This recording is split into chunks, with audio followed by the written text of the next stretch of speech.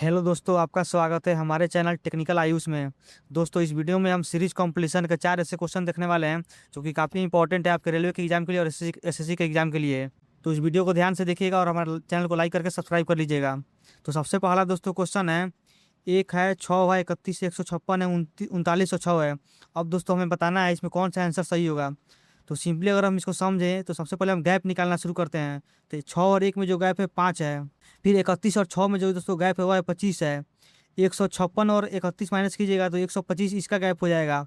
दोस्तों आप देख सकते हैं कि यहाँ पर 5 का जो स्क्वायर है वो लागू होते जा रहा है। यानी जैसे यहाँ पर 5 का 1 का स्क्वायर है, फिर 5 का 2 का स्क्वायर है और फिर 5 का 3 का स्क्वायर है। ये एक सीरीज में चल रहा है। तो सिंपली अगला दोस्तों जो आंसर होगा वो है 5 का स्क्वायर 4 होगा। तो सिंपली 5 का स्क्वायर 4 कितना होता है, तो हम समझ लेते हैं 5 × 5 × 5 × 5 × 5, तो 625 हो गया। तो अब दोस्तों हम 625 में 156 को जोड़ देंगे, क्योंकि दोस्तों इसमें ऐड भी करना है। जैसे मान लीजिए 5 का स्क्वायर हुआ है तो 1 + 5 करके 6 हुआ है। फिर 5 का स्क्वायर 25 हुआ है तो 25 + 6 करके 31 हुआ है। तो सिंपली हम 156 को यहाँ पर जोड़ देंगे आपको 625 से। 6 × 5 = 11 हो जाएगा, 5 × 2 = 7 = 8 हो जाएगा, फिर 7 हो जाएगा। तो इसका सही आंसर हो जाएगा दोस्तों ए नंबर। अब दोस्तों चलिए हम चलते हैं दूसरे नंबर क्वेश्चन में। यहाँ पर दोस्तों आप देख सकते हैं 43 है 47 है 44 58 56 70 69। अब चलिए हम इसको सबसे पहले गैप निकालना शुरू करते हैं, क्योंकि दोस्तों सीरीज का क्वेश्चन है तो गैप निकालना सबसे पहले शुरू करेंगे। तो 47 में से 33 का कितना हो जाएगा दोस्तों, 14 हो जाएगा। फिर यहाँ पर 44 में से 47 का कितना हो जाएगा, -3 हो जाएगा। फिर यहाँ पर 58 में से 44 का कितना हो जाएगा, 14 हो जाएगा। फिर यहाँ पर 56 में से 58 का कितना हो जाएगा, -2 हो जाएगा। और फिर यहाँ पे 70 में से 56 गया तो कितना हो जाएगा, 14 हो जाएगा। और फिर यहाँ पर 69 में से 70 गया तो -1 हो जाएगा।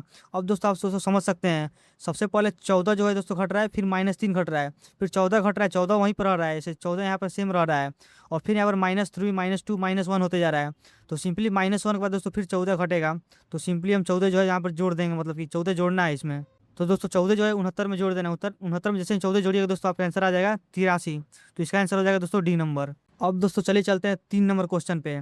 7 50 351 2458। तो दोस्तों इसका जो क्वेश्चन सॉल्व करने का तरीका है इनके तरह नहीं होगा, क्योंकि दोस्तों इसमें गैप वाला सिस्टम नहीं है। क्योंकि दोस्तों ये गैप वाले सिस्टम से नहीं बनेगा। तो सिंपली सबसे हमें पहले समझना है, यहाँ पर 7 है तो 7 का स्क्वायर 7 कर देते हैं। फिर यहाँ पर दोस्तों आप देख सकते हैं 7 का स्क्वायर 49 है +1 है, यानी 49 1 50।